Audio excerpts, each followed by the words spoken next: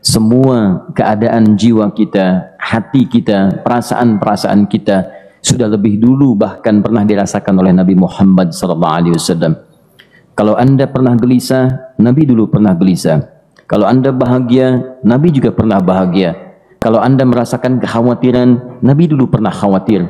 Dan miniatur kehidupan kita sudah dicontohkan dalam perjalanan kehidupan Nabi Muhammad SAW agar kita bisa belajar mengatasi problematika kehidupan. Allahu Akbar, kalau beliau tidak diutus oleh Allah, kita tidak tahu bagaimana cara menyelesaikan pemetaan kehidupan kita hingga dengan saat ini. Bahkan satu ketika pernah beliau kemudian dalam masa yang telah panjang berdakwah, qadarullah kemudian ada wahyu yang jeda datangnya tidak seperti biasanya. Biasanya datangnya cepat, berganti hari turun wahyu, ganti pekan turun wahyu. Ini beberapa masa wahyu belum turun. Ada hikmah di balik itu. Teman-teman sekalian, tiba-tiba beliau naik ke atas bukit, wahyu belum turun juga. Pulang ke rumah, belum turun juga. Sampai keadaan itu terlihat oleh kalangan kafir Quraisy dan mereka berkata, lihatlah Muhammad sudah gila. Dituduh gila. Jadi kalau Anda cuma dituduh dengan hal-hal yang ringan, dituduh soleh, kan?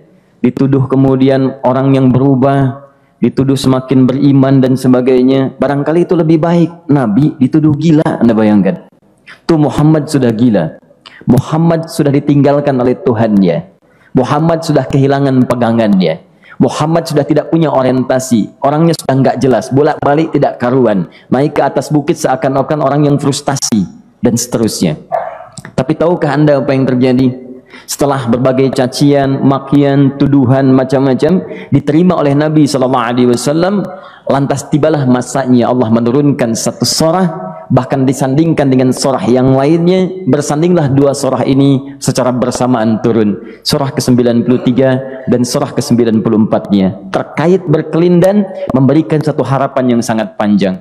Kata Allah, wadduha wal laili idza saja ma wadda'aka rabbuka wa ma qala walal akhiratu khairul laka minal ula walasawfa yu'tika rabbuka fatarda alam yajidka yatiman fa'awa wa wajadaka dhallan fahada wa wajadaka 'ailan fa'aghna fa ammal yatima fala taqhar wa ammas sa'ila fala tanhar wa amma bi ni'mati rabbika fahaddits. Ya Muhammad, saya bersumpah dengan waktu duha.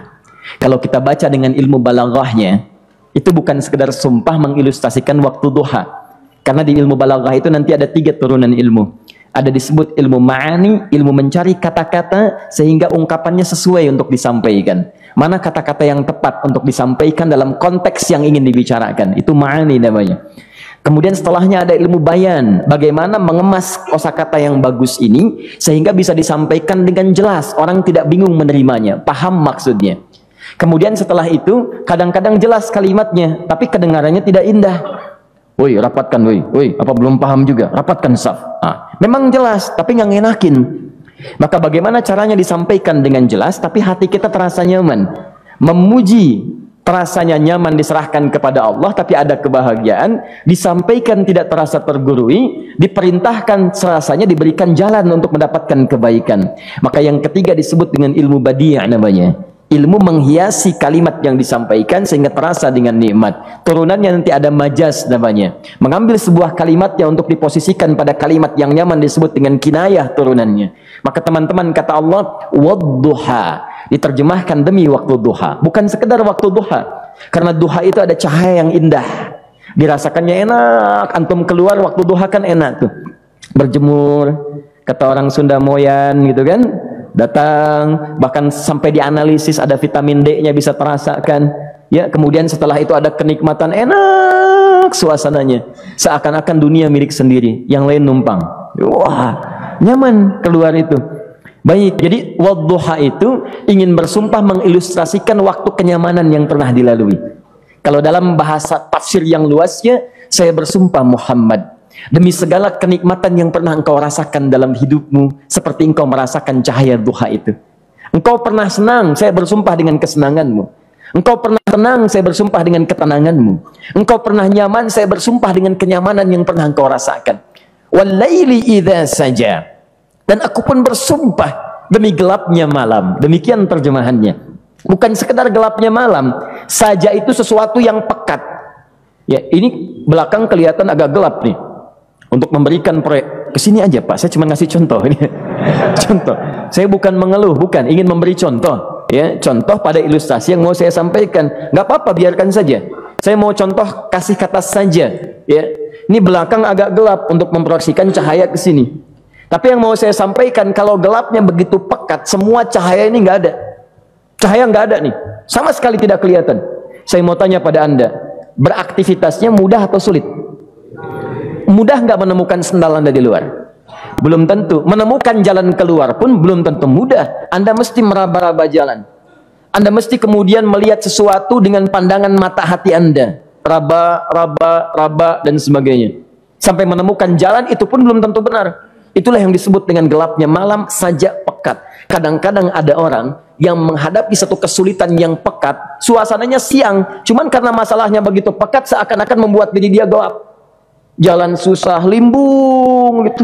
Kenapa gelap ya? Padahal terang. Karena masalah menggelimuti dirinya, seakan-akan dia diselimuti masalah yang gelap. Bimbang dia, makan gak enak, minum gak nyaman, dan seterusnya. Ya, biasanya makan ayam tenang, ini dikasih yang lebih enak juga rasanya pahit, gak enak zamannya.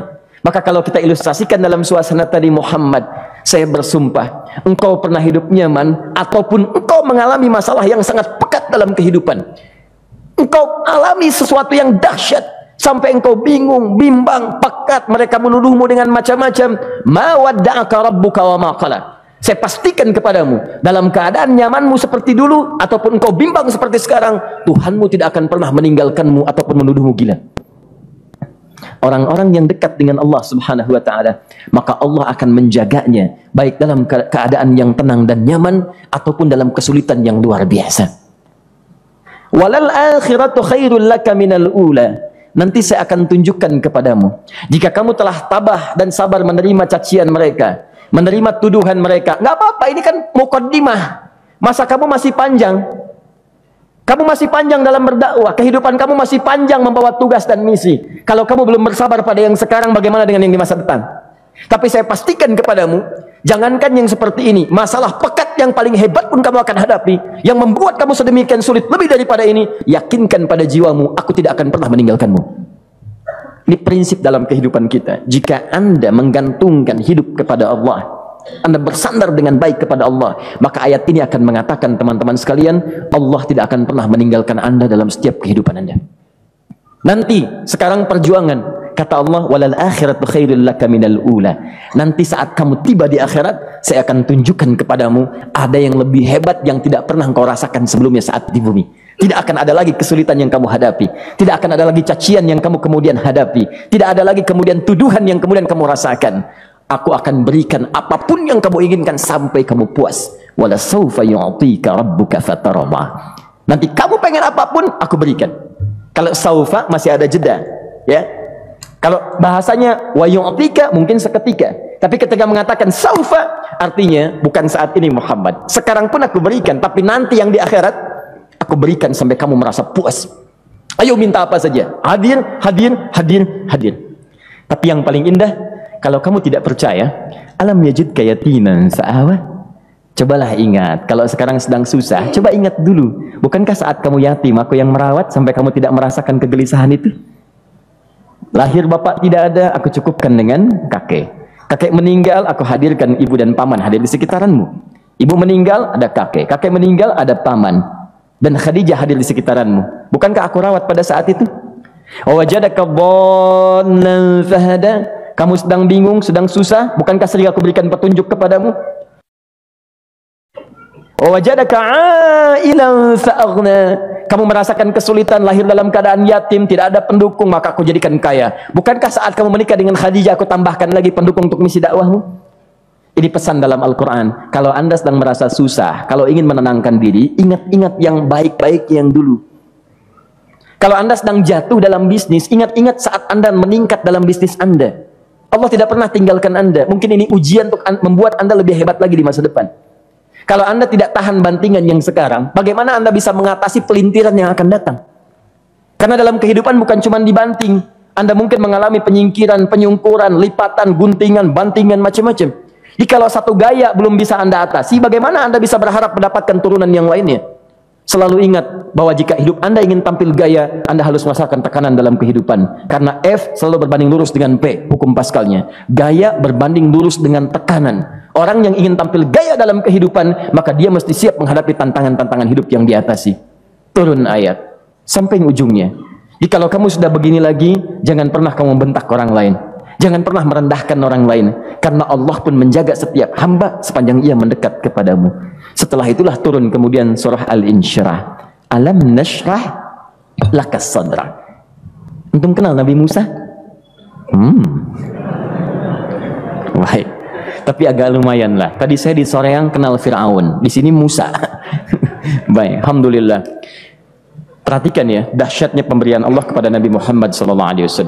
Nabi Musa alaihi salam, dan sering kali kita bacakan untuk memohon kepada Allah, Rabbi syrahli sadri. Perhatikan baik-baik. Ini keunggulan Nabi Muhammad SAW dibanding Nabi Musa alaihissalam. Dua-duanya Nabi, Rasul, tapi masing-masing punya keistimewaan. Musa, Nabi, berdakwah, memohon kepada Allah kelapangan hati. Rabbi syrahli sadri. Ya Allah, tolong lapangkan hatiku nih. Kenapa mesti lapang? Karena pasti Musa merasakan nih, saya tahu betul karakter Fir'aun. Belum apa-apa sudah memaki. Kalau orang yang hatinya tidak lapang, tidak akan tahan dengan makian, keluarlah kemudian balasan yang tidak digambarkan sebelumnya. Fir'aun tuh kasar. Kasarnya bukan sekedar kasar, bahkan saking kasarnya bisa berujung pada eksekusi kematian. Saya contohkan tadi di sore yang ini, saya nggak suka dengan rambutnya nih, kata Fir'aun. Bukan nyuruh-nyukur, Mas, tolong pisahkan kepala dari badannya. Gitu gayanya tuh, Fir'aun. Ya, bukan nggak ngenakin, susah dengan Fir'aun itu. Jadi kalau belum apa-apa datang Musa ke situ, hatinya tidak seluas samudra, hatinya tidak lapang, cuman seluas gelas, tidak akan sabar menerima cacian Fir'aun. Begitu datang dicaci, dasar anak gak tahu diri, gak tahu malu, sudah saya rawat begini. Ya Allah, saya bosan dengarnya, matiin aja sekarang. Musa Nabi berdoa dikabulkan. Cuman kalau Fir'aun kemudian ajalnya misal wafat pada saat itu, tidak akan jadi contoh kepada kita untuk kekinian. Bagaimana orang yang bebal untuk bertobat kepada Allah Subhanahu wa ta'ala. Bagaimana penyimpangan dalam kedudukan. Bagaimana dia kemudian akrab dengan pengusaha yang gelap. Di pengusaha gelap berpartner dengan penguasa zalim. Sudah ada dari dulu. Pengusahanya disebut dengan Qarun. Kemudian mohon maaf, ya, yang pemimpinnya disebut dengan Fir'aun. Tokoh intelektualnya disebut dengan Haman. Makanya cerita ini komplit di Quran. Sudah ada. Di setiap persoalan dalam kehidupan masyarakat disebabkan tiga hal yang berkolaborasi. Kalau bukan penguasa zalim berpartner dengan pengusaha gelap, ditopang oleh intelektual yang sembrono. Itu persoalan. Jadi kalau ada sekarang intelektual menyalahgunakan kepintarannya, dia terlambat, sudah ada Haman dulu. Dan gak usah bersaing, dia bisa bikin piramida, Anda belum tentu bisa membuatnya. Kalah Anda, masih kalah hebat. Ya, jadi kalau dititipkan sesuatu jangan disimpangkan. Yang ingin saya sampaikan, Musa mengatakan Rabbi syrah li sadri. Nabi berangkat berdoa dikabulkan oleh Allah. Nabi Muhammad belum minta, turun ayat Alam nashrah laka sadra. Yang ini minta Rabbi syrah li sadri. Nabi Muhammad Alam nashrah laka sadra. Muhammad, mulai dari peristiwa sehingga engkau akan lebih sabar lagi menerima tantangan-tantangan dakwah. Mulai sejak itu jangankan dimaki, dilempar batu di Taif. Dari Mekah pergi ke Taif dengan Zaid kemudian. Sampai di Taif mendapatkan sesuatu yang tidak dibayangkan sebelumnya. Kalau cuma dihentikan saat mengajar, wajar. Ini dilempari batu. Anda bayangkan? Bisa kebayang nggak? Lempari batu tuh. Dilempar. Zaid jadi tameng, berdarah-darah, kemudian mundur. Mundur, beristirahat di bawah tepian pohon. Begitu beristirahat, datang malaikat penjaga dua gunung. Turun malaikat dengan kesal mengatakan, Ya Rasulullah, mud yadaika ilas sama. Ya Rasulullah, angkat tanganmu ke langit, minta kepada Allah, aku angkat dua bukit di Taif, aku himpit keduanya mereka. Aku himpit penduduk Taif dengan dua bukit itu. Apa jawab Nabi? Karena sudah mendapatkan kelapangan, ketenangan, belajar dari peristiwa-peristiwa tadi, indah jawabannya. Lah, katanya, tolong jangan lakukan. Innahum qaumun la ya'lamun. Mereka belum paham saja. Mereka belum mengerti. Tolong jangan lakukan. Aku bermohon kepada Allah. Boleh jadi nanti di masa depan akan ada hamba-hamba terbaik yang lahir dari bumi Taif ini. Kemudian beliau berkata, Rabbi, ina man takilluni, a ila qaribin yu'limuni, am ila ba'idin yu'dhini, fa ana radin ma lam taghdab ilayya. Ya Allah, kemana lagi engkau akan utus aku untuk berdakwah setelah peristiwa ini? Apakah tempatnya lebih dekat aku jangkau sekarang, tapi di situ aku akan disakiti lagi?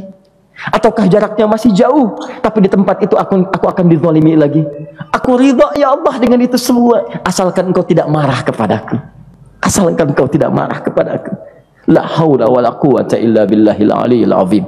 Begitu kelapangan itu muncul, ridha dengan ketetapan dan siap, tabah, kuat, hadir dalam jiwanya, tiba-tiba turun undangan, tunaikan Isra dan Mi'raj. Diangkat statusnya, naik mendekat kepada Allah Subhanahu wa taala. Dihilangkan bebannya, wa wada'na anka wizrak alladhi anqadha dhahrak.